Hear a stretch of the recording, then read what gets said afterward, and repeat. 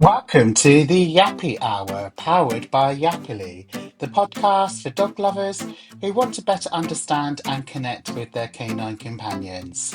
I'm your host, Nathan Dunleavy, and today we're diving into a breed that's incredibly close to my heart, the poodle. Joining me is Shelina Duke, a behaviourist who specialises in the poodle breed. She's the founder of Go With The Flow, and her work focuses on helping guardians meet the mental, emotional, and behavioural needs of these wonderful, complex dogs. Poodles are often seen as posh or polished, but behind the curls and confidence is a deeply intelligent, sensitive soul who just needs as much understanding as any other dog. Whether you're living with a toy, miniature, or standard, or just poodle curious, this episode is packed with real talk, expert tips, and plenty of poodle love. So grab a cup of tea, settle in, and let's get started. Welcome back to the Yappy Hour, powered by Yappily. I'm your host, Nathan Dunleavy. So excited today because we're going to be talking about one of my favourite breeds, and that's the poodle. We've got Shelina Duke from Go With The Flow, who's a poodle behaviour specialist, consultant, trainer. And I've got four toy poodles myself, as most of our listeners probably know, because often one is sat on my lap because he's got separation anxiety, and then they all want to take turns, and they're normally sat on my lap. So love the poodles. So I've been really looking forward to recording this episode. So without further ado, Shalina, welcome to the Appy Hour. As I said, I've this is a particular special one for me, and I've been counting down the days to this episode. How are you doing? Hi, well, thank you for having me on. I'm so excited to be here for today. This is really exciting because I love the poodle. Like, as you are, I'm obsessed by them. So, Yeah. yeah, I've been counting down the days too. And you've got a few poodles yourself, haven't you? Yeah, so I've got two miniatures and a toy, and I have two doodles. Two And then I have, doodles. what does that take me up to? And then I have four other dogs. Right, so you've got nine dogs. I've My got God, nine dogs. I thought I was nuts because I've got seven. No, I've got nine. Wow. So you're when you say doodles, what are they a mix of then? So they're a mix of Shih Tzu, and Poodle, so Shih-Tzus. Yeah. Shippy. Oh, I don't think I've come across a Shippy before. Yeah, I mean, there's a poodle doodle everything nowadays, isn't there? there Like, is. there's lots of crosses. I walk quite a few. I've got quite a few different cockapoos of all shapes and Yeah, sizes. I've got a couple of labradoodles and yeah. two look more lab than they do doodle or poodle. I've got a jackapoo. I've got a newfie poo. Yeah, it's all the poos. Yeah, I, I I love call it. them I call them the poo mixers or the poodle doodle crew that I've got out with me today, especially when I'm just walking, just And that it's just lot. them. Yeah. So, and then obviously four toys myself. So, Yeah. yeah, perfect. So, Shalina, tell us a little bit about your journey. So, those who may not know, how did this love affair begin with poodles? So originally, I'd grown up with dogs, family dogs, but I was totally into horses and horse obsessed. So I'd never had my own dog. And then I lost my last horse. I don't know when that was now, 2018. And I was like, I'm done. Time for a dog. So I went and got a puppy. This was Florence. So Florence is where Go With The Flow comes from. Ah, Um, yes, Flo for yeah, Florence. because she's Flo Florence. So she started it all off. I could have actually had my first toy poodle like 8 dogs ago, technically 9 dogs ago because I had 10. But I I wasn't a trainer at that point, and my niece was due the month later, and I was like, my mum was like, let's get a toy poodle, and I was like, no, I've read they're not very good with children. Um, Oh, yeah, like literally, I read it, and I was like, no, no, no, oh, I'm I not didn't doing know that. that. Right. Well, now I've got a different view on it. But not being a trainer, and I just literally was googling it. I was like, no, I'm not doing that. I've got a baby. Like we've got a baby coming. So I went for a shug, which was a A Shih Tzu shug. cross a pug. God, I'm learning something new today. All these Yeah. different names. A shug. So I had my Shorky Florence, and then my shug came. And I was having a bit of a thing with Shih Tzus. Like I'd wanted one as a kid, and I was having this bit of fun with the Shih Tzus. And then it got to Polly, who was, gosh, dog number 5. Um, and I love the Shih Tzu. I do love a Shih Tzu, but I was like, I want something more. I want something that's got a bit more about it and can do more and is up for more. And I was like, what do I get? So, and I was still in my crossbreed phase, and I was like, I'm going to go for a Shih Tzu. As it is, Polly is like all poodle apart from a Shih Tzu tail. That's the way she looks. And then that was it. I was like, oh my gosh, why haven't I got a poodle? And then my friend, I knew her from the horse world and she breeds poodles. And I said to her, gosh, the next litter you have, I need one. Mm. And she turned around and said, look, I've got one at the moment. It's a singleton. She went, I've not put him out for sale or anything because he's really special when he's on his own. He needs to go somewhere that I know is going to love him. And I just was Mm. like, it's me. And she was like, it's Yeah, you. it's me. And that was it. That was Arthur. Arthur came home. Right, Arthur. Um, and then I was like, I'm obsessed. And yeah, I've not looked back since. Right. So, okay. And you say we're going to be talking about the different types of mini toy and And standard standard. because Yeah. yeah, because my cousin is a dog groomer and she's always had standard. She had four standards at one point and they're like horses, and she's now like got some labradoodles, but she still has, I think, three standards. But a lot of people don't know about the toy. They just instantly think, oh, miniature poodle. Yeah. So yeah, a bit like me, I started off with Willow and we did a little bit of breeding and we've ended up with three of her kids because when people were calling up, we didn't like the sound of them, so we ended up keeping three. So we've got mum and then her two sons and daughter. Oh, I love So that. it's a bit of a family affair. So that's how we've ended up.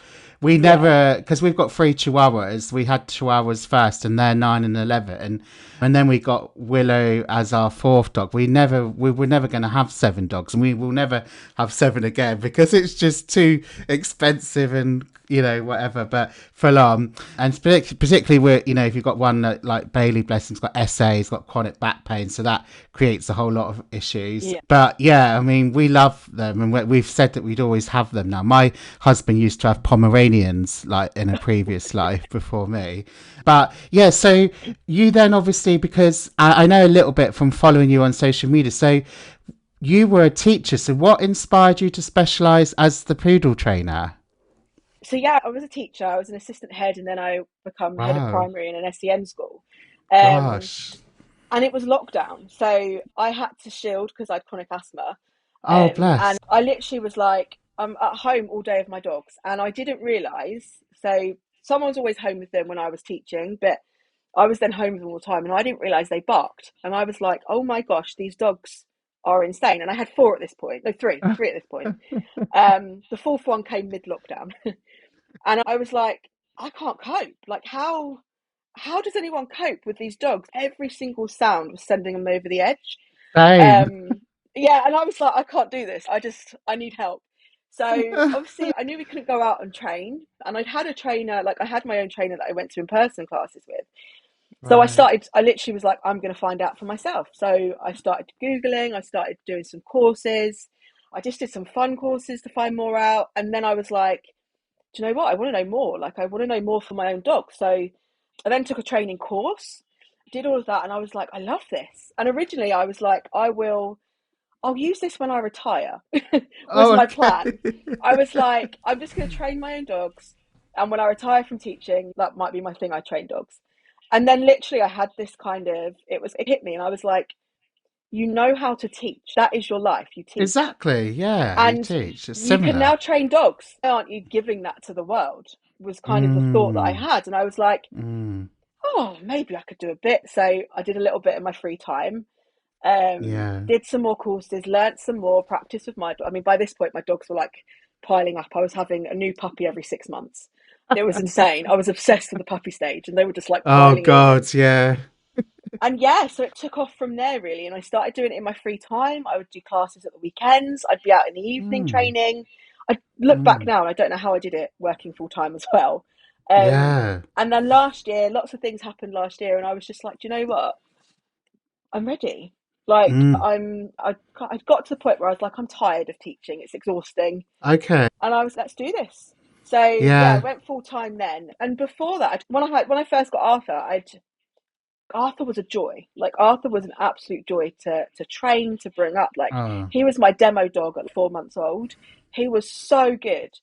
And I can remember like beaming with pride and being on Facebook groups. Oh, look at my boy! And then people were like, "Oh, my poodle like won't do this and it won't do this and it's awful and I can't walk them and they pull and they bark." And I was like, "What?"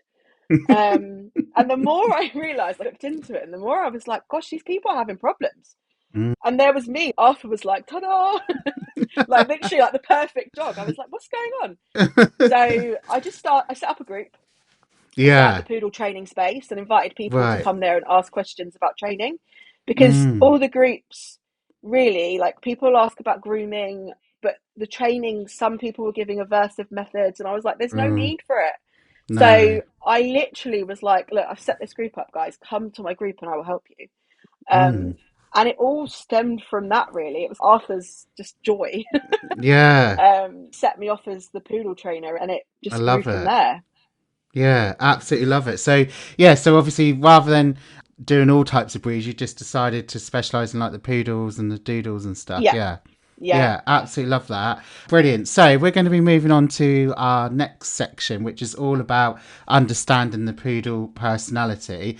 And it's great that you've got you on. I forgot to say at the start. Obviously, we're having different breed experts on. So we've had someone about boxers, collies. What else we had? Rottweilers, Rotties, and you're one of our breed experts that I wanted to get on to talk all about poodles, because there's obviously poodles and then there's all these mixes as well. yeah. So Shelina, what do you think makes poodles so unique compared to other breeds? So everyone would say it's their hair, and their fancy coats, and it's Yeah. yeah, that does count, but it's their brain. Yes, they're very intelligent, It's aren't their they? brain, yeah. Yeah. And the thing that kind of gets them into trouble, if you like, is everyone thinks they are clever like the border collie. Um, Yeah. so they train them the same way, and the poodle brain Oh. isn't like that. Like the border collie, like would be like, "I'll do it again and again and again and again." Yeah. The Yeah. poodles, "Hey guys, I did it twice. Did I do it wrong? I'll give up." That's their attitude. They're like, "What? Why would I do this many times?" Um, Right. and it's the brain that makes them so different. Like when you really Okay. look into it, yes, you've got this beautiful exterior, depending on what they look like, and that's what, yeah, like I said, that's everyone's go-to is like this hair, but their brain is Yeah. totally different. Yeah, and I think I read somewhere, I don't know if it's still true, but at some point the border collies were listed number one as the most intelligent, but Yeah, poodles were second. yeah, So, I can see why people would think, oh, I should probably train them the same, but I'm sure yeah, there's they lots of do, they different. do, and Yeah, definitely here, like there are not as many poodles in the UK. Like we've been overrun by doodles, we so have. people don't see them as much. People don't get to train them, play around with them. So Mm, that's why I think there's this whole like, oh well, you must be like a like a collie. You must have that kind of same intelligence, mm. um, because you don't see them anywhere near as much No, you as don't. you should. No, you're right.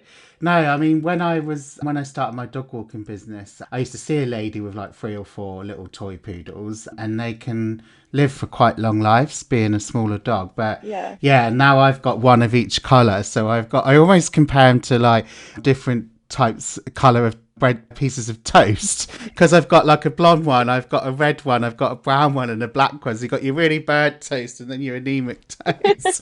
I love that. That's what I compare it to, because I've got one of each color.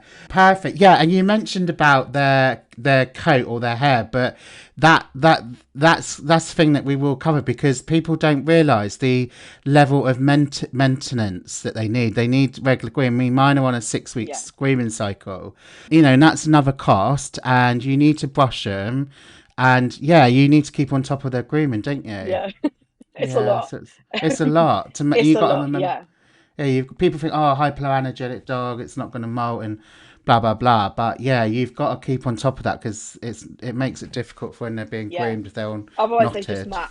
They literally, yeah, they Yeah, just mat up so easily. exactly. Yes, that's definitely something that people need to consider when Yeah, researching and getting one. I'm really big on sort of researching the breed before you get it, and that's why we're having like these breed specific chats. And I like also what you said as well. You were a teacher, so you were educating like humans, be it they were children, but we are still. You're still in that as dog trainers. We are in that really big on education. So you're still educating the humans, Yeah, aren't you? You yeah, know? absolutely. And like, in a lot of my posts and when I talk to my group and things, I don't call it training anymore because I'm like, I No, am teaching you. we're coming away from that term, aren't we? Yeah, Training, because it's yeah. And not I'm like, really I'm that. teaching you guys to be able to do what your dog needs so that you Yeah, can, you know what to expect and you know what to do if something happens. So yeah, yeah. that's why I was literally like, why am I doing this? Like I have everything I need to teach. Comes Well, naturally. So yeah. yeah, fair. You've got that. Yeah, that's brilliant. What would you say, Shelina, are some of the common traits people notice early on, both charming and challenging? I'd say the charming ones are definitely the kind of, there's this regalness about them, particularly if Yes. I can see it in all of them, no matter what coat they've got, what trim they've got. But if you're looking at one with a continental, then you're like, oh my gosh, it's stunning. And even if you look at it and think, well, it's a bit, it's a bit poncy or whatever, you can appreciate the beauty, right? You can look at it and just be like, Yes. look at that. Um, Yeah, so there is this kind of regalness about them, and they there do, is. yeah, they just stand out in a room, and they're like, your They've eyesight got sort of that. instantly goes to them. They've got that presence, haven't they? They're Yeah, just like, look at yeah, me. I've arrived. yeah. Even my puppy, like she's 5 months old, and Oh, Edith, she is yeah, Edith, stunning. She she is struts in the stunning. room. Yeah, Yeah, like you can she struts tell. in, or if she's tired and I've got her under my arm, she just sits there. Yeah, and you're like, what are you doing? It's definitely that part of them. Yeah. And you The got her cut, didn't you, into the poodle shape quite early on, didn't Yeah, so you? Yeah. she was in puppy pants from the breeder from 4 weeks old. Did face, feet, and tail, and bathed it every week, Right. Oh, okay. which That's made good. such a difference. Oh my gosh, I can't. I've had like previous breeders have done it a couple of times Right. in that, but she did it every single week, and it made such a difference because Edith now, so she's 5 months old. She fell asleep at the groomers on Monday. Right. And she stands like the groomer was scissoring her and put her back into the shape, and she just stood there. Yeah. Like you can, I can shave her face, and I'm not a groomer, but I can shave it because she's just okay, and it made Yeah. such a difference. But yeah, she's in puppy pants, and that Poppy, sorry, what are we calling this? Poppy puppy pants. pants, What is pants, yeah, poppy pants? I've never heard of. I'm thinking you're thinking of like a proper pants because she's toilet training. that's what the trim's called. Oh, right. Okay, so Yeah, so the actual trim, for our the trim that listeners, she's that's the in, trim. yeah, is puppy pants. So she's outside, otherwise I'd get her in. Oh, that's okay. But she has a lot of hair from head down till it's like midway through, and then the bottom end gets really trimmed off, so you get this big fluffy bit going on. And then Right. the back legs are much more kind of not as fluffy, if you like. For those of you Yeah. that don't know, they're not as fluffy. I'll have to give some pictures to you for to put it up so you can put Yeah. it with this. Um, Yeah. yeah, so she's in that, and she just commands the room as soon Right. as she's there. She's yeah. Whereas, so if I look at Arthur or Albert, they command the room, but in a clownish kind of way. They're like, look at me, look what I can do. Um, whereas she's just, excuse me, I've arrived. That's Yeah. so yeah, so the not so good things, they can be seen as really stubborn, and they Right. can be labeled as really stubborn. A lot of them, so I describe it as having two groups of poodles. So there's one group that is like the perfect poodle, and they're easy. They do what you want. They're quite easy to train. They get on with it. They're like, yeah, let's just do this. A bit like Arthur. Arthur was that poodle that was just like, yeah, I'll do this for you. And then there's the other group, which are the group that come to me because they are the ones that have stubborn, have been labelled untrainable, cause all the problems. They pull, they get distracted so easily. They bark, they're all up in other dogs' faces because they're like, hey, it's me, come here. They jump over people, they counter surf, like all those things that drive people insane. And there's literally these two groups, and I can't tell you how many people say, God, I've had poodles for 20 years and they've all been easy apart from this one. And the one I've got now Right. is driving me insane. And it is whether they're in which group they're in. Yeah. Okay. And it literally, that's how you can almost see it. Like people will talk about them and I'm like, yeah, but you've got the perfect group. And then someone else says, I'm having these problems. And they're like crying. You can feel them crying about it, the group. Yeah. Right, Yeah. okay, that's interesting. I mean, yeah, I mean perfect's boring though. You like, Yeah, who's yeah. yeah, why be perfect? No, but I think since lockdown we've seen a bit of a change and shift in all dog breeds' behaviours, to be honest with you, through no fault of their own. Totally, yeah. Um, and I just wanted to acknowledge the part you said about the breeder as well. Just going back to your previous comment, I think that's another thing is when you're doing your research, is finding a good breeder. And it sounds like Yeah. that Edith's breeder was really good to be Yeah. doing And that you know stuff. what? I really like Arthur and Albert had a great breeder as well. And then Yeah, Edith's breeder was just like a whole nother level. right. That's It's the good only to way I can know. describe it. Yeah, because honestly, Arthur and Albert, I would go back to her at any point because they were so, and even Arthur. So Arthur was a singleton. Yes. She has other dogs, and Arthur just become best friends with her really old Doberman. Oh, and that's an and yeah, interesting pairing. so you had this tiny, and Arthur for a singleton, he should have been massive. He was tiny, and then Right. this huge Doberman next to him, and they would just literally walk round, and Arthur would hang off an ear, and that yeah, they. She was so good. She was so good, That's brilliant. and then I thought you can't top that, and then I got Edith, and I was like, whoa, what? Mm, yeah, So yeah, that's really definitely interesting. looking for one. You have to Yeah. really look into it, and I've having had the 10 really, including Muffin, it's been like there's been many breeders. Yeah, I've seen sure. them all, the good, bad, and the ugly. Yeah, I know what you mean. And yeah, I'm surprised with the grooming as well that you haven't learned like more about the grooming because that's something that I want to learn how to do my poodles. I did go up to my cousin's salon, she's based in Wales, and I learned obviously about the washing and the drying, but I'd like to learn a little bit more to be able to groom my own poodles. But I'm surprised that's not on your agenda next. So technically it is. So I have a brilliant groomer who's got a van, and she comes and parks up on my drive Oh, and it's does them in oh a day. nice. Yes. So she does them. They get her every 2 months, and then I do the maintenance in between. So Oh right. I wash, bath, and I blow dry. Yeah. I can shave faces. I used to groom horses. Like I literally used to clip horses and do it all. So Wow. I can do it. I'm just not very good at the scissoring and the Okay. shaping. But Edith, the plan with Edith is to show. Oh right. Um, Yeah. so Nice. yeah, I'm in the process of learning more. Oh good. Oh, that's Yeah, exciting. she goes to a salon groomer who know because my groomer was like, look, I can learn to put her in a show clip, but it's not going to be perfect. Um, Mm. and I was like, no, let's not stress over that. And there's someone locally that can do it, so she's helping me out, teaching me as well because I do the maintenance in between. That's good. No, fair play. Yeah. And going back to like obviously them being labelled challenge, I call mine drama queens. I probably shouldn't. I say they take after me because I'm the biggest drama llama. But yeah, they're a bit drama queenish. They are really drama queenish. That's a good way to put it. And they are quite clown like they do like to have a laugh, and they do They like to do. make you laugh and be silly, and Mm. yeah, drama queen's a good way of putting it. I've got Ruby. She's quite needy, and her and her mum, they get a bit jealous of each other. If one's getting attention, the other one's got to come up and she wants to get involved. And then if the other one's up, the other one's come up. But Ruby, she's tapping it away. And she's like I say she's an attention whore because you've constantly got to be giving her attention and stroking her. It's crazy, isn't it? She's a princess. That's what she. She's a princess.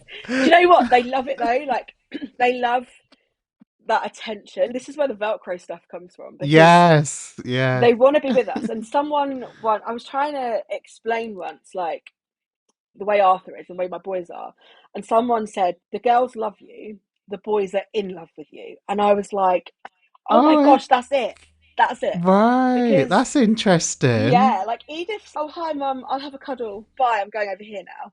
Arthur's, I need to be on you, and I need to be with you, and I can't be Oh, with, and he doesn't have separation anxiety at all. I can leave him and he's like, fine, I'll sleep. oh, um lucky. but the FOMO is insane. Like they have serious fear of missing out. Right. And that often gets misjudged as separation anxiety. Oh, okay. That's really Um, interesting. yeah, so a lot of people be like they've got separation anxiety, and we talk through what actually happens when they leave. Like when they've gone, the dog's actually quite chilled. but it's the build up to them going out. And I'm like, that's FOMO. That's, I want to be with you. Where are you going? What are you doing? I want to be a part Okay. of it. Okay, I Um, never thought of it like that before. And I'm yeah. So I'm I'm an SA trainer. Bloody hell. I should know do you know what? better. I'd never until I experienced it with Arthur. Like it wasn't something that I'd really thought of. But the more I see, the more that I'm like, it is. There's so many of them that have That FOMO. makes a lot of Um, sense.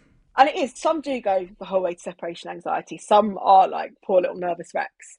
But there are a Mm. lot of them that are literally like, well, you've got your shoes on. Where are you going? I want to come with you. Mm. Mm. Um, and when you leave, they're fine. Literally, Arthur's like, forget you. Right, He'll go okay. off and sleep. But the build up to getting ready to going out, Mm. even if I like go into the garden and I shut him in here, he's like, how dare you? I want to know what you're doing. And so yeah, FOMO is a real thing.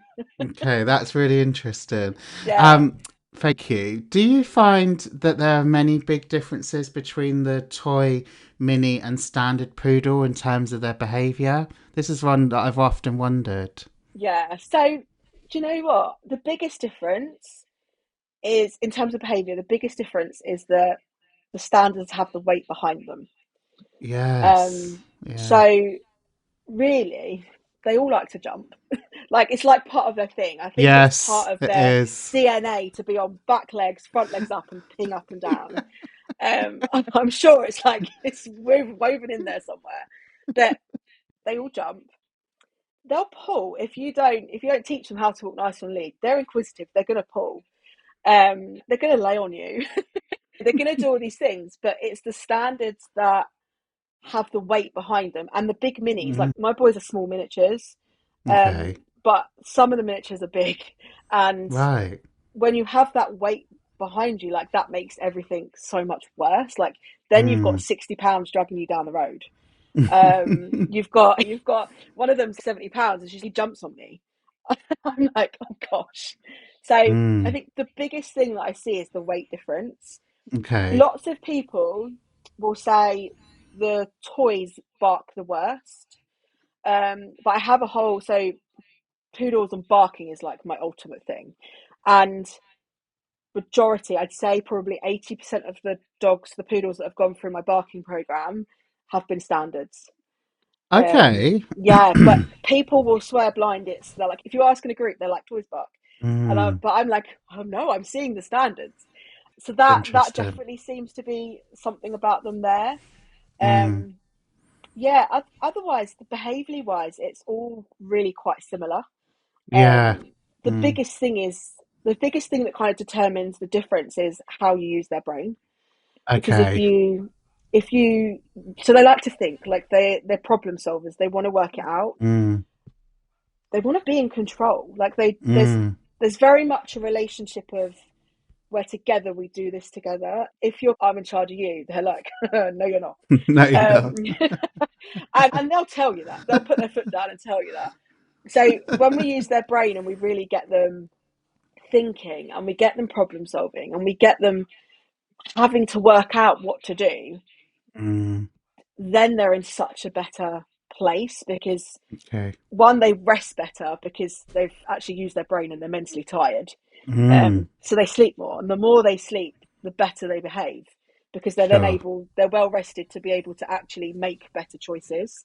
Mm-hmm. Um, so that, yeah, that's the thing that kind of gets them the most. If you work that brain, no Yeah, matter the that's size, that's what kind of gets you up for success. brilliant. Yeah, that's really important. All really big on the brain and mental stimulation and Yeah, stuff. Yeah. And obviously that helps promote calmness as well, doing all the brain games, the licking, the sniffing. So yeah, um, absolutely. perfect. So, Shelina, thank you. Moving on to our next section, which is all about myth busting, Yeah. the posh pooch in inverted commas there.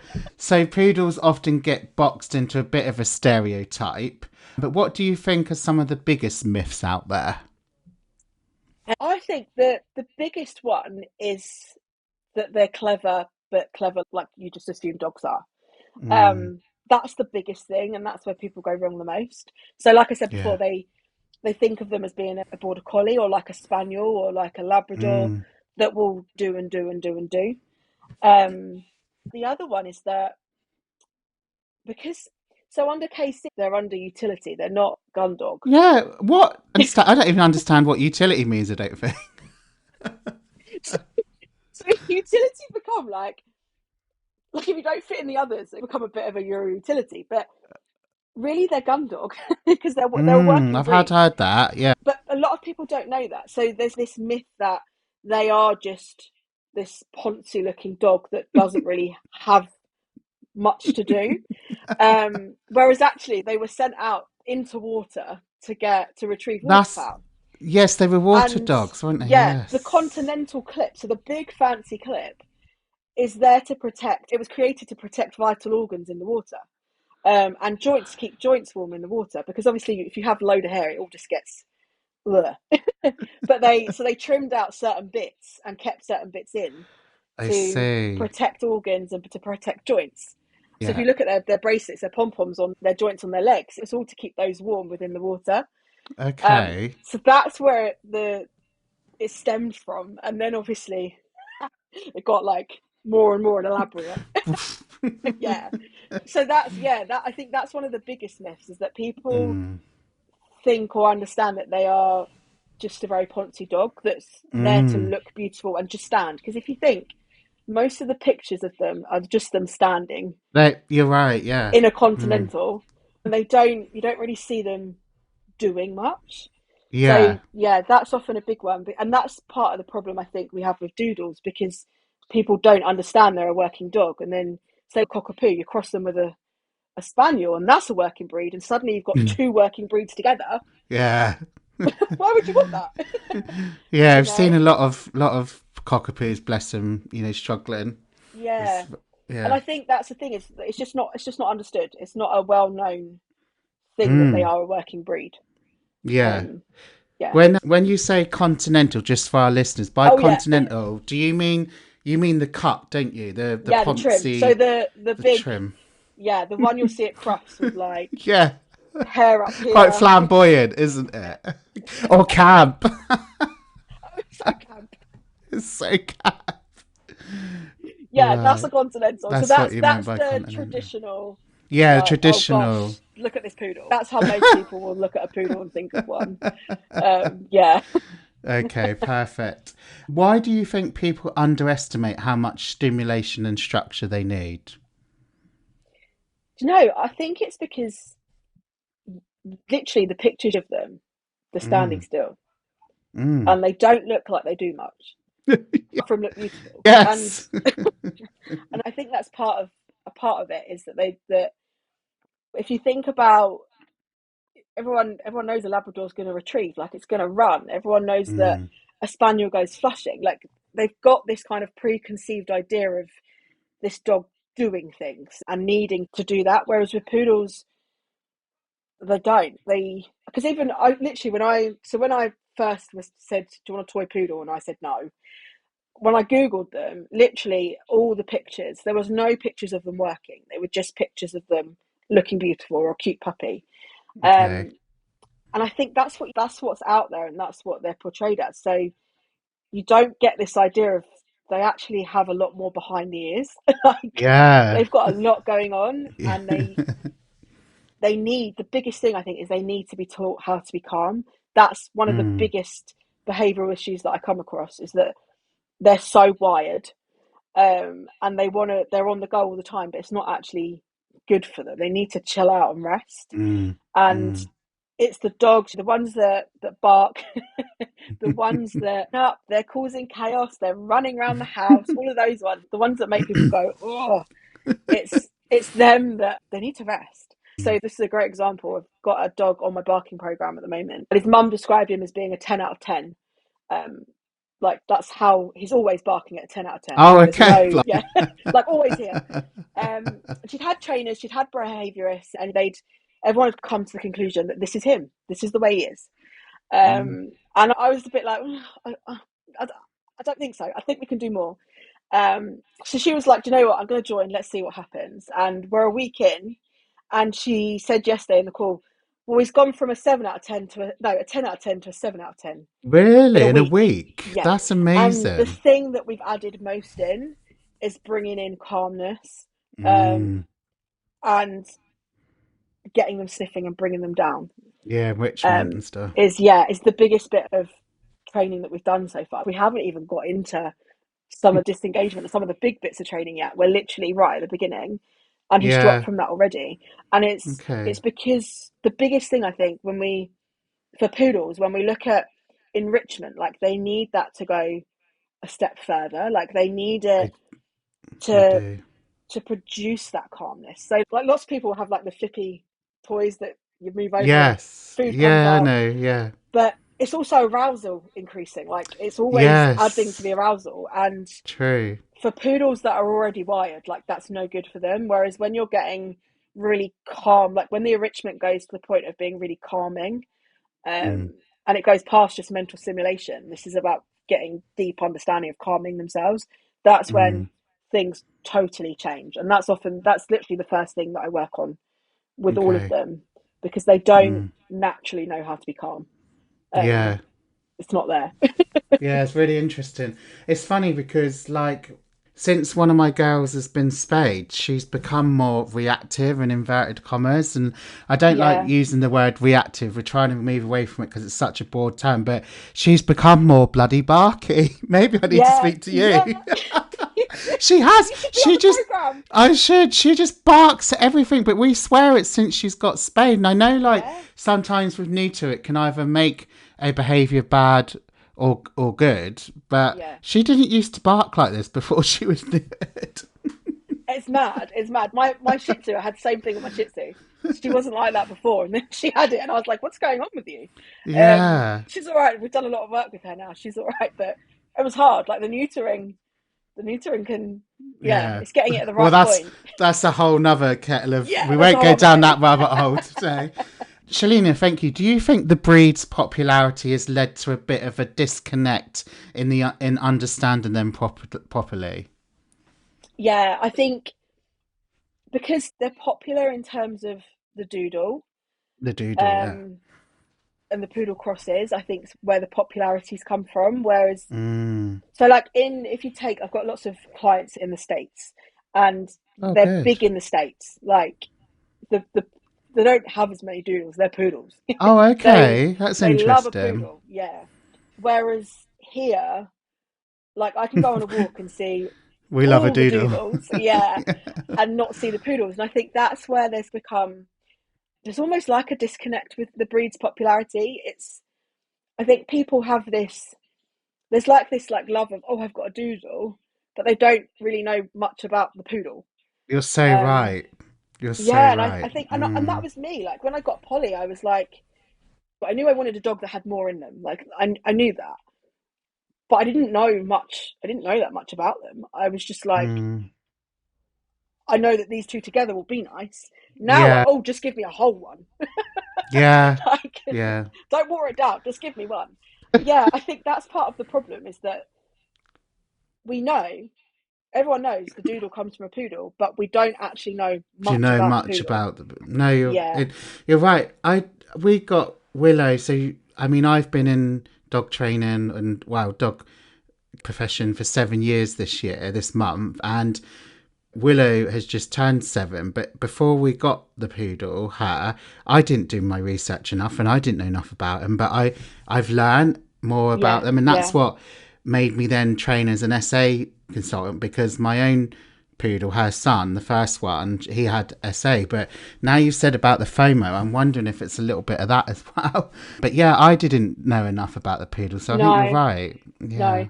and the same for me. So like the information out there, like when I looked up for the toy poodle, was that they're all full with children. Um, I've never heard of and that. yeah, like I was literally it instantly put me off. But Mm. so my niece is 5, and literally Edith's been here. Well, the others have been here with since she's 2. Um, Yeah. Arthur and Albert, but Edith being the youngest, they love each other. Like Oh, that's cute. they love each other. But you have to. I think the biggest thing is having the children understand how to behave around them. You don't just go and scoop Exactly. them up. And I think No. that's what created the they're not good with children Okay. because they're small and they want to They protect are. themselves because they're small. Yeah. And Edith is Yeah. totally aware of her size. And if I'm walking next to her with my trainers on, she's like, that's a bit big. She's aware of that.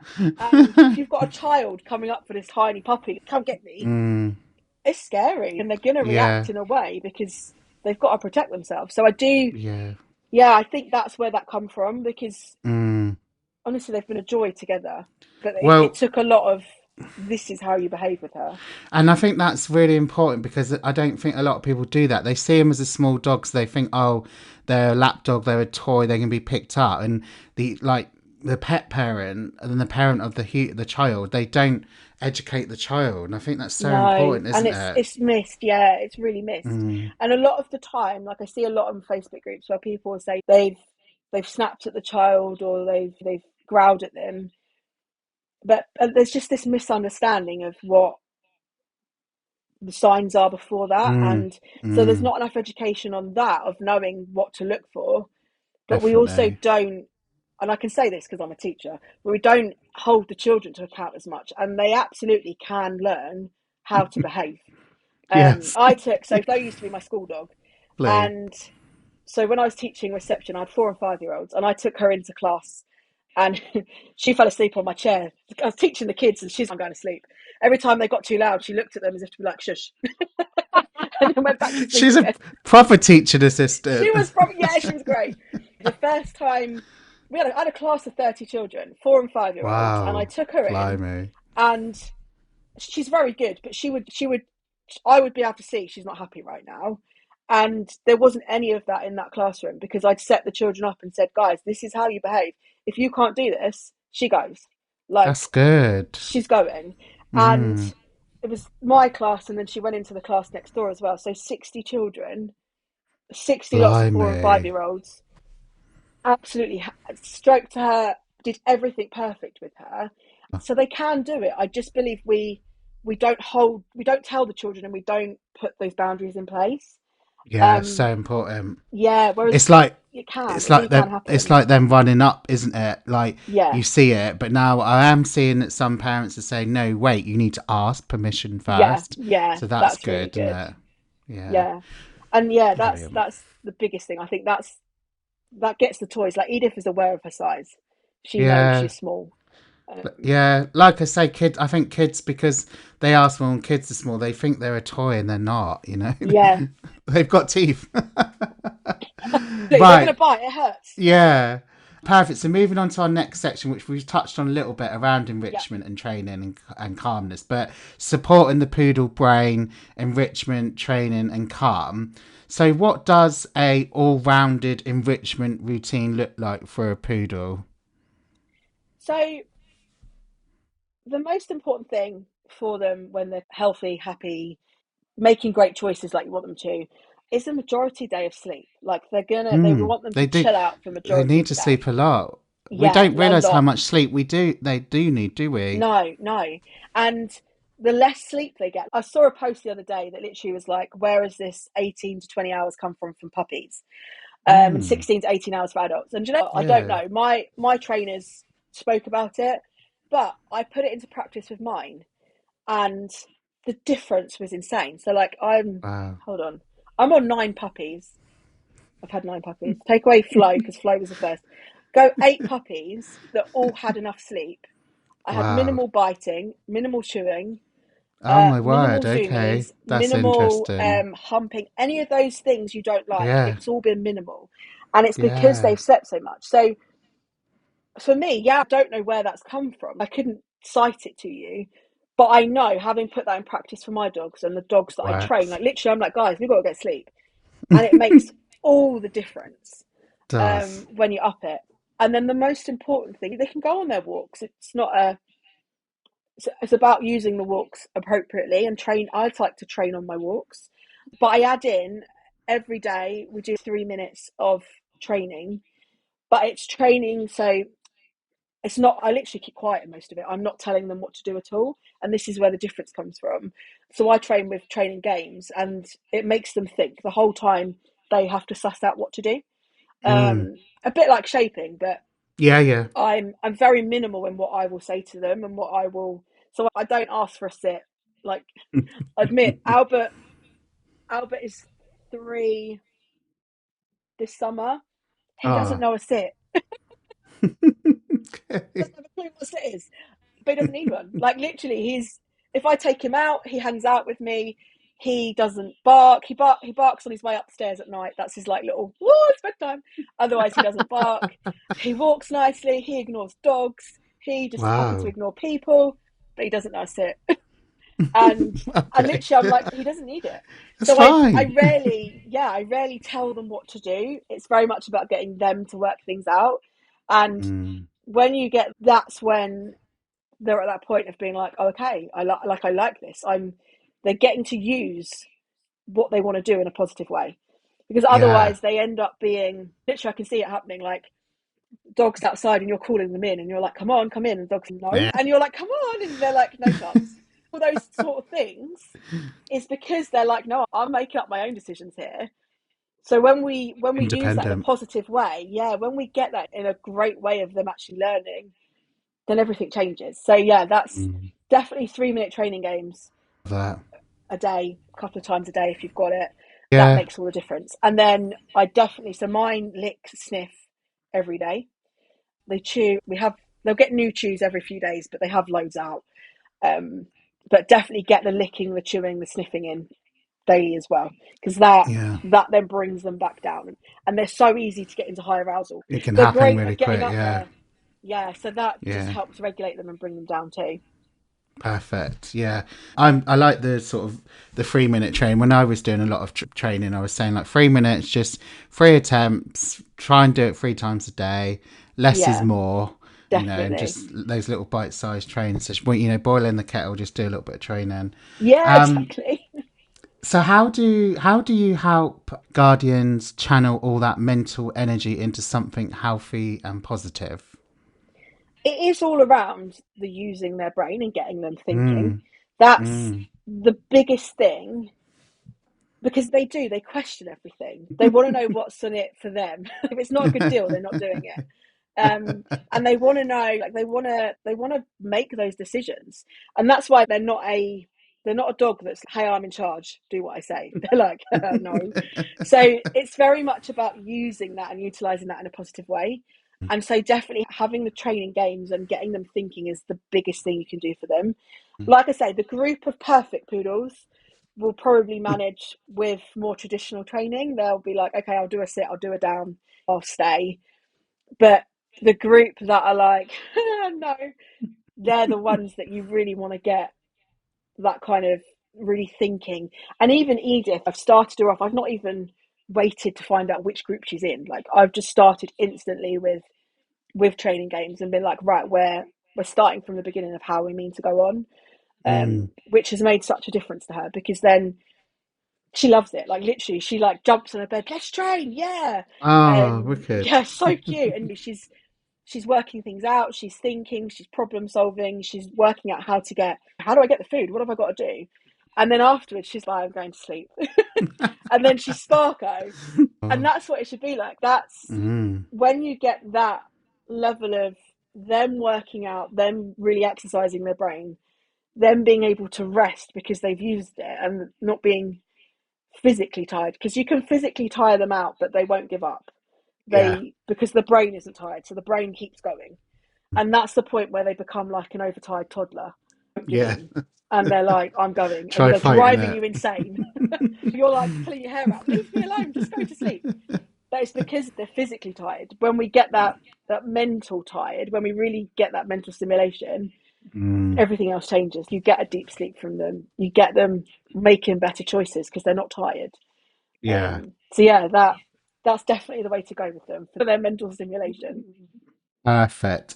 Shelina, what signs might suggest a poodle is understimulated or emotionally overwhelmed? Usually them being responsive to noises, to sounds, to things on the TV, Mm. like car doors slamming, people walking past the Right. house. Yeah, I get And all it's that. not always barking. Like it can be just being up and Alert. moving, being alert. Always on Yeah, the always on the go. yeah. And that kind of sleeping with one eye open, like they're literally waiting for something, and they're always they're shooting out after everything. Yeah. They're never really relaxing. They're pacing around, they're looking for things, and then they get themselves into trouble because they're looking for things to do. So that's often when the counter surfing starts. Right. Because they're like, I'm looking for something to do. What can I do? Oh, nice bit of meat up there. I'll have that. It's this kind of idea of them being a bit like, what can I get now? And that's often what gets Yeah. them into trouble. Right. And it looks for them, it looks very similar, whether it's overstimulation or under. Okay. Um, it can come out very similar Mm. in how they respond, because it's basically them being like, I need to do something and I don't know what to do, and they don't know what Mm. to do. They need to sleep, but they can't then let themselves sleep. And the thing is that the more that happens, that then tends to come into barking, because Yeah.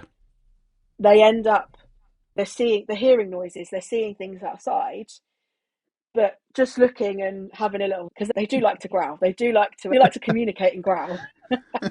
And Yeah. it's so weird because this blows my mind. We always think of the growl as like the escalation, like before a bite, isn't it? Yeah. But Yeah. one of the biggest things I've found with barking with poodles, when we're teaching them not to bark, when they stop barking, they go to a and they growl, right? They're like, I know I shouldn't bark, but I'm gonna growl instead. And it's literally like they're nowhere near being. It's so strange. They're nowhere near that bite stage. They're literally, it's less than a Right. bark. Yeah. And it blows my mind, because I'm like, this is not something you read at all. You don't hear this. But every dog that goes through my barking program goes bark, then growl, then silence. It's Right. so Okay. weird. It's so weird. Well, I always But say that like some of mine, like it's like they've got to have the last word. they totally have. They totally have. And Arthur and Albert, so they are brothers from different litters, Oh, and okay. they know it. It's so weird. They know, and they will have full blown conversations in growl. And it is one's trying to get the last word over the other one, and they're full. they, the other dogs look at them like, "What are you doing?" But the two of them are like, Off in their own little world. That's yeah, funny. they're quite funny. Brilliant. Thank you. So moving on to our next section, which is our final section before we wrap up. But real talk, so challenges of the breed. So we've probably touched on this a little bit anyway. Yeah, So what do you think are the biggest day-to-day challenges that poodle guardians pet parents face? definitely the grooming. That has Mm, to come into it, because it's such a big thing to manage. Unless you go for the shorter cut and you literally are like, keep it very short, so it's much easier to deal with. The mm, the more they have, obviously, the harder it's to deal with. And within that comes the coat change from puppy to adult, and the yeah, intense. yeah. I'm dreading that. I'm dreading that bit coming with Edith, because she'll be in a show coat. So I'm not looking forward to that. So that, yeah, there's definitely that. There's definitely this kind of view of, like I said about the way they're trained and the way their Mm, intelligence is. It's definitely mm, looking at it differently and not just assuming that they're going to be like a collie or a spaniel, because they're really not. And that often is what gets them. Yeah, that's what gets them labelled as untrainable and things like that.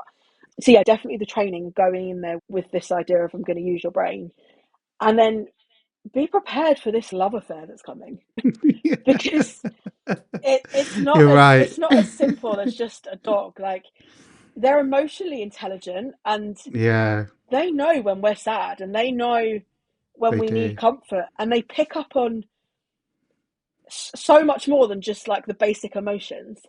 Mm, um and they're like, right, I know what to do. Like, they're so emotionally switched on that they can really read what's going on in our minds, and they know what to do.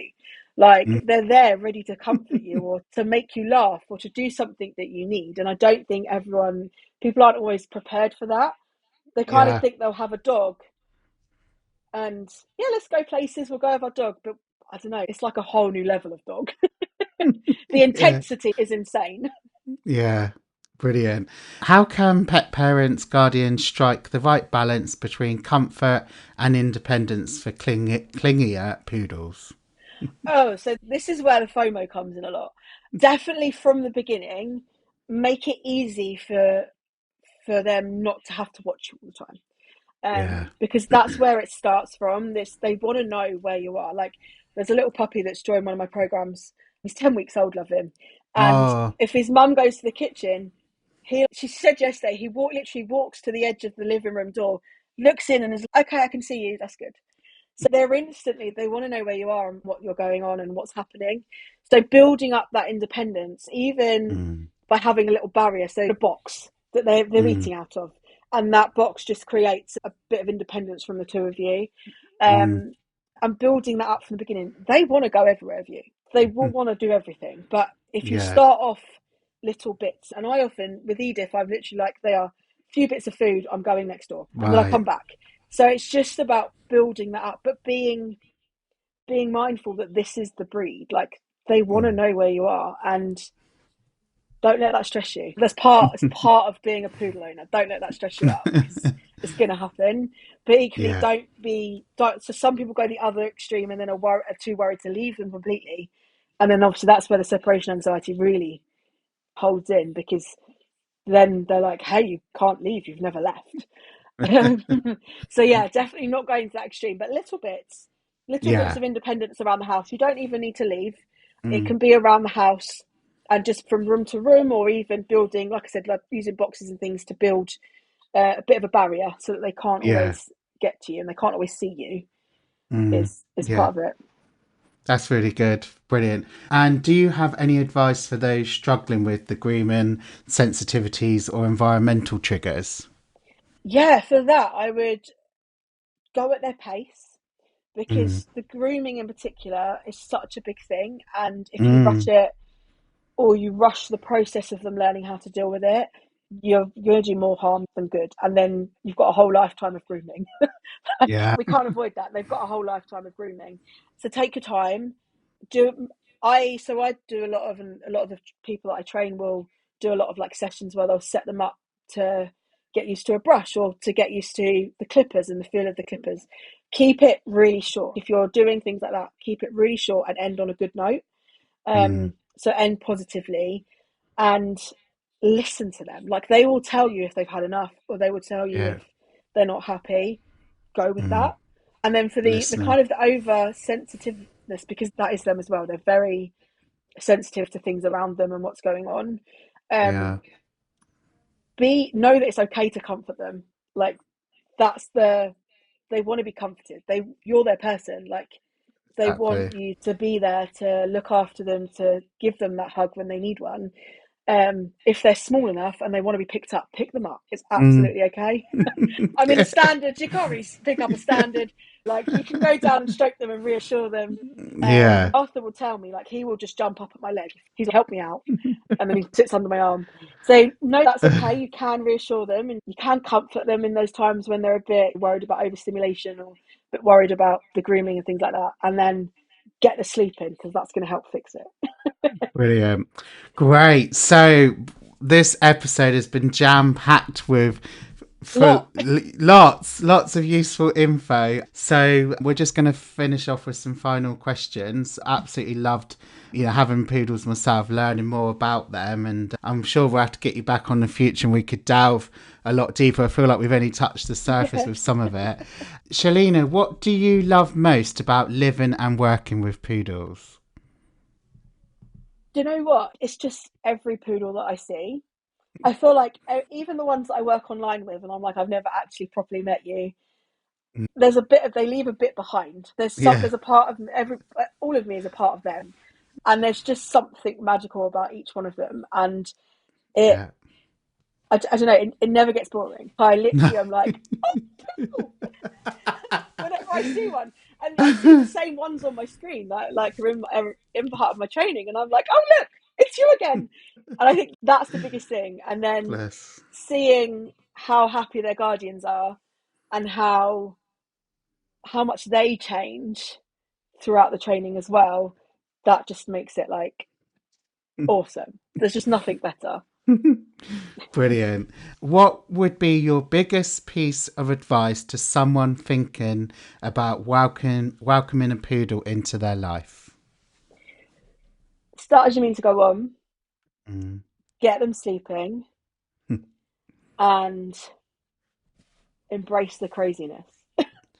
Embrace the craziness. Yeah, So love it's a that. crazy love affair. Embrace it. Yeah. But I love training that. wise, Crazy love affair. get them sleeping, use their brain, and start as you mean to go on, Mm. particularly with the toys and the minis, because they're small. You can be a bit like, oh, it's okay, don't worry. But then that kind of causes problems later on. So definitely start as you mean to go on with your expectations and what you want, Mm. really. And it should be fun. That's Yeah, it training, should. the puppyhood, it Should be should be fun. fun. Yeah, Absolutely. I love that. And research as well. I'm really big on research and Yeah, into yeah. the breed. Of And a lot of people that have recently been getting them have literally been coming to me before getting them that's and good. I being love like, that. right, I what do we love need that to do? What idea. do I need to know? Good idea. How do I set them up? All that kind of thing. So that's been really good. Mm. And they've gone and got them, but they've Yeah. been in a different position when they've got them, which has I really helped. I love that sort of pre-puppy planning session that you can do, and people Yeah, doing that. And what I'm kind of getting from these episodes from different people I'm speaking to is, and you said it yourself, is listening. Just listen to your dog, because yeah, they're communicating definitely. all the time, through their body language. But just listen to them, Yeah, what they're telling you. because they will tell you. They absolutely are telling you.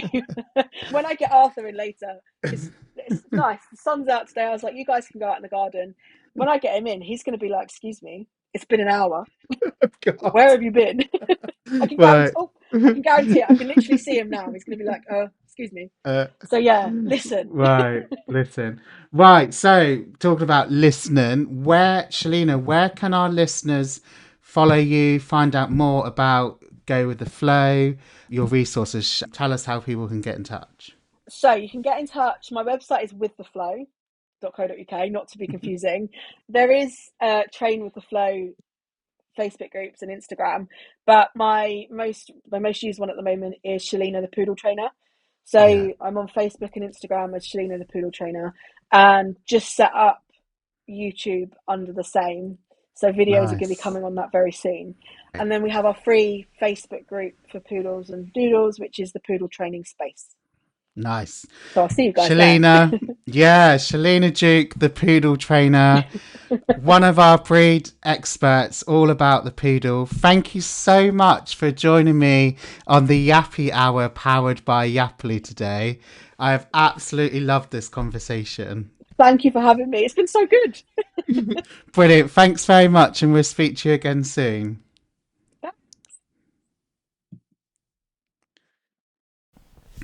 That was such a fun and insightful episode with Shelina Duke. Here are some of my favourite key takeaways. Number 1. Poodles are sensitive, intelligent and emotional beings. They thrive with structure, enrichment and calm connection. Number 2. The stereotype doesn't reflect the reality. They're not just pretty dogs. They're working dogs with big feelings and big brains. Number 3. Mental stimulation is non-negotiable. Poodles need to be challenged and engaged daily, not just physically, but mentally and emotional too. Number 4. They need support, not spoiling. Creating gentle boundaries and positive reinforcement will help them feel safe and secure. Shelina, thank you for sharing your experience and passion with us today. And thank you to our listeners for joining us for this special Poodle episode. If you want to connect with Shelina, check out Go With The Flow and follow her work across social media for more brilliant advice. If you loved this episode, please leave a review, subscribe and share it with fellow dog guardians. This has been the Yappy Hour, and I'll see you next time.